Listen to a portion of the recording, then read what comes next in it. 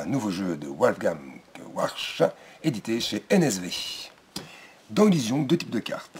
Des cartes flèches de couleurs, avec 4 couleurs possibles, du vert, du rouge, du bleu et du jaune, que l'on va mettre comme ça sur la table, et des cartes toutes différentes, avec des motifs différents, mais toujours 4 couleurs dessus, du bleu, du vert, du rouge et du jaune.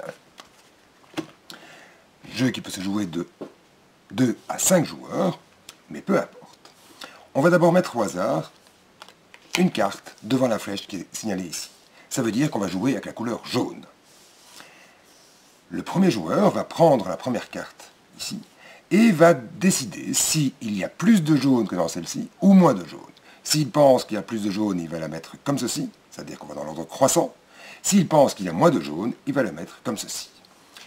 Il la met ici. Le joueur suivant regarde la carte au-dessus de la pioche, la prend, et fait la même chose. Soit il dit qu'il y a plus de jaune que là, et plus que là, il la met là. Soit il peut la mettre là, soit il peut la mettre là. Il décide de la mettre là.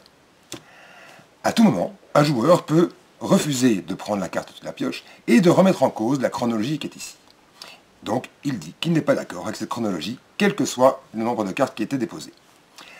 Pour vérifier comment on va faire, on va retourner les cartes au fur et à mesure, en commençant par la plus petite, et regarder le pourcentage de jaune qu'elle contient. Ici, c'est 3%. Attention, ici, c'est 9%, et ici, c'était 7%.